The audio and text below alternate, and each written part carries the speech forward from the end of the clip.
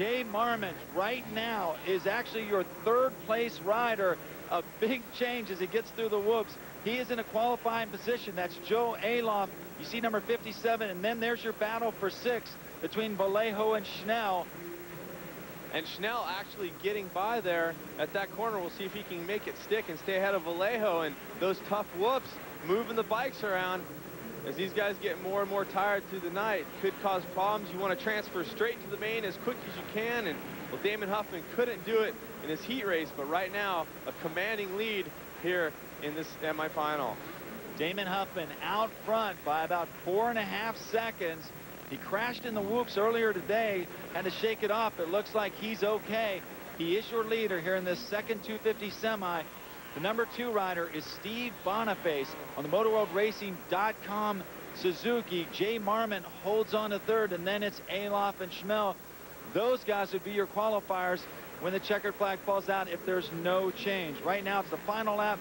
Huffman through the whoops, bounding on the big CRF 450R. One more jump to go. And there's the checkered flag for Damon Huffman. Boniface is next.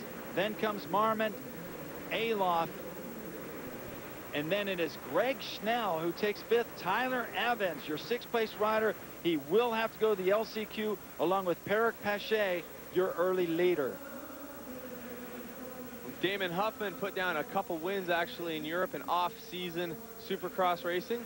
Actually getting a win in Spain, not in the main event where we were last week, but he did do it in another race there, a smaller Supercross race, and also gaining a win in Portugal. So he was over here training and working, and this may be paying off for him. So we take a look at our Thor Semi 2 results. Damon Huffman is your winner. Steve Boniface, Jay Marmont, Joe Aloff, and Greg Schnell will go straight to the main event. Everyone else will have to ride in our LCQ, and that includes Tyler Evans. Now let's go down to the field where Jamie Little is standing by with our semi-winner Damon Huffman. And Damon kept it exciting in the beginning, Damon, but you checked out with no time at all. Tell me about it. Oh yeah, I checked out. Had a good start. The 450, we got it working really nice right now, so that's the main thing, is getting out of the first turn up front. And you can just ride your own race and ride smooth, and I want to do it in the main. Hey, you're not too familiar with those riders you're battling with out there. They surprise you? I know a couple of them, but I'm no stranger to being over here in Europe and have a lot of fun over here and just looking to have fun the rest of the night. Hey, and by the way, welcome back to the podium. Thank you. Thanks a lot. Happy guy, Damon Huffman. Been around a long time. The next time you see THQ World Supercross GP, it will be from the capital of the Supercross world, Anaheim, California. And you could see 125cc action on Thursday, January 8th at 3 p.m., followed by the 250cc program. That'll air at 4 o'clock. And don't forget, next day coverage of the Anaheim Supercross. That's January 4th on ABC's Wide World of Sports, 4 p.m. Eastern. THQ World Supercross GP. We're at the Geller Dome in Arnhem, Holland. Now, the United States is known for motocross, and so is Belgium. And last month, the two met for the Motocross the Nations. World Supercross GP may be the biggest supercross racing in Europe, but when it comes to outdoor motocross, no event rivals the Motocross the Nations. This year, Ricky Carmichael led Team USA in a battle against 7-time world motocross champion Stefan Everts on his home turf in Zolder, Belgium. Even the King of Belgium came out to watch the team of Everts, Joel Smets and Steve Ramone, try to beat the Americans. When the starting gate dropped on the single moto format, everything looked good for Belgium, as Team USA's Carmichael, Ryan Hughes, and Tim Ferry all got off to bad starts while the Belgians led the way. Carmichael fought through the pack, earning fans along the way with his aggressive riding, and soon he was within sight of number 4 Everts, who earlier in the year had set a record for winning 72 career GP races. Once Carmichael was able to clear the pack, it was time to go after Everts. Everts could not have asked for a better setup. It was on his track, in front of his fans, his countrymen. But Carmichael was relentless. As the moto wound down, Everts went outside in one corner, and that's all it took for Carmichael to move ahead. From there, Carmichael would ride off with his first Motocross of the Nations win since 2000. However, things would not work out so well for Team USA. After Belgium, Steve Ramon went into the pits. America had a chance at the win, but Tim Ferry fell twice, and Ryan Hughes was stuck by the side of the track with a broken chain. But at the front of the pack, Carmichael was able to establish himself as the dominant motocross rider on the planet, running off with the overall win. Unfortunately, the team win would be left to Everts and the Belgians. In the end, it was a good day for both of these champions. Carmichael had his overall win, and Everts had won in front of his king. You know, Stefan's a very good rider, and with it being in his home country, he's riding very good. So, you know, I'm not mad or anything the way the day went. I think it went good. I know my teammates did the best that they can do, and, you know, you can only do what you can do yourself. The win signaled a return to motocross triumph for Belgium and their team manager, Joel Robert, himself a 6-time champion. But in the end, it was Stefan's day. Winning in front of the king is something really special. It's the first time, you know, he's here, and I'm so proud, you know, to win. Also, I'm happy for Steve and Joel. Yeah, it's been a tough race. Ricky rode strong, and I think we had the best team, and yeah, we won the Motocross of the Nations, and that's the most important thing. So I'm really happy.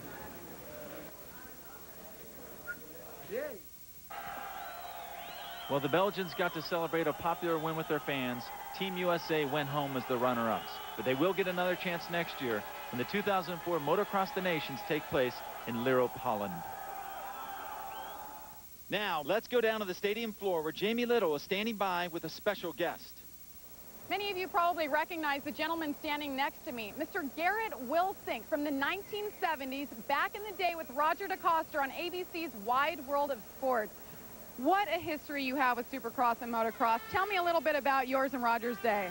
It's a long history, but, you know, I was the lucky one who won the Carlsbad GP 5 times and made me a hero in the States, and I beat Roger always in the States. He hated me for that, but we were teammates, so it was for Suzuki, and that were great times. And you were also, listen to this, the first man to ever bring Supercross to Europe. When was that?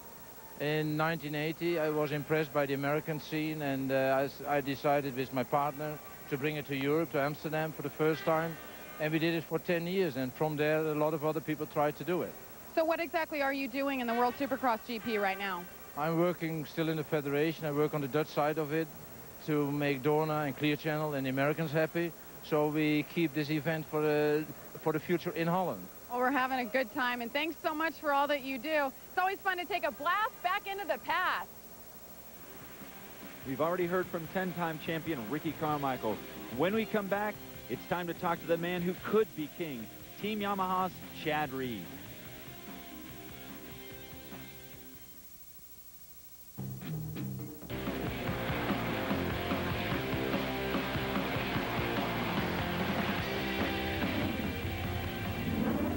No body slams, just an innocent game of pool, and just put my arm on the table and went to take my shot, and for some reason just fell out. And it was, you know, it was a hard thing to sell it to my team manager. I know that for a fact. I called him up the next morning and I said, "Hey Jimmy, got some bad news," and you know, he's kind of, you know, he took it, and you know, 5 minutes later, he called me back, and he says, "Well, you never called me back, so is this serious?"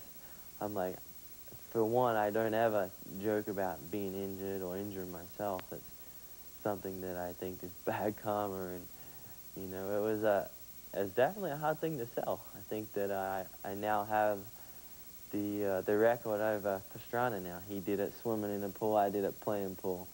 So, Travis, what do you got for me now?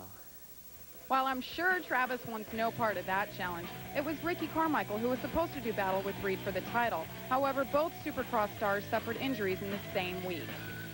You know, 3 days before I did my shoulder, you know, Ricky did his knee, and I had thousands and thousands of people calling me wanting to, you know, hear what I thought about it. And I was honestly really disappointed. I really felt sorry for Ricky. I know how much Ricky puts into his racing, and I mean, any injury to any of us. You know, never known somebody that works really, really hard, and somebody who I love to race. You know, every time you race Ricky, you know that you got to be ready to race, and that's the fun thing about it. And it was really, really sad. I felt, you know, kind of sad for him, and then, you know, 3 nights later, here I am, feeling exactly how he felt, and you know, fortunately, you know, it looks like I can make the season, and Ricky can't. So, you know, for me, I think that I'm in a little better position, but, you know, I'm definitely going to miss racing Ricky this season in Supercross.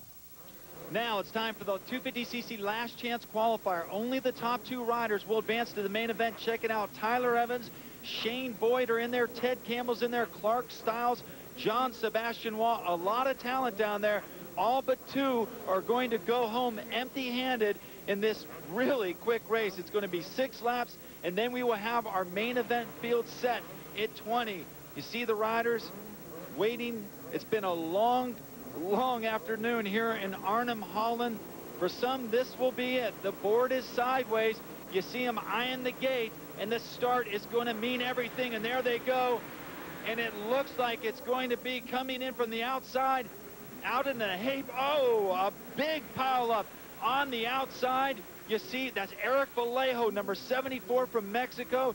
He will not be making it into the 250 main event. What a tough break. Check it out, Cameron. The guy's just getting so on the gas. We talked about it being a tight corner. Some guys making it through, but in the middle of the pack, someone ahead gets T-boned, pushed off the track. Eric Vallejo, one of the guys that is unfortunately all the way at the back of the pack. We can't say he won't make it because you never know what's going to happen. But right now, the guys out front. Well, I can tell you, he is not going to make it because he's going to have to get through Damian Plotz, our leader. Shane Boyd is second on the KTM, and Tyler Evans is third. Again, only 2 riders will make it to the main event. Plotz, your leader. Then comes Boyd. Then comes Evans. Clark Stiles is 4th. John Sebastian Waugh is 5th. And you might see some very aggressive racing here as Boyd swings to the outside, comes along the inside. He's got the advantage. Pushes out a little bit, and now Shane Boyd from Australia moves into the lead, and now Evans on the gas coming down the outside. He has got to get around Damian Plotz if he's going to make it to the main event. And Damian Plotz has been in Europe racing the German Supercross Series, warming up, and Tyler Evans looking on the inside, a battle for second, and Tyler giving it to him, but not giving it to him too hard. He's known Damian for a long time. Gives him a little bit of that metal militia muscle. So Evans moves into second. And now, check it out, Clark Stiles is starting to put the screws to Damian Plotz, comes along the inside. This is the battle for third. Stiles makes the pass, tries a different rhythm section there, or a different rhythm through that section, gets by to third, but now he's got to catch these 2 guys, Shane Boyd and Tyler Evans. And Davey, ironically enough, these are our 2 heat winners from last week. They're in the LCQ. And if they don't transfer here, I mean, they've gone from hero to 0 really quick.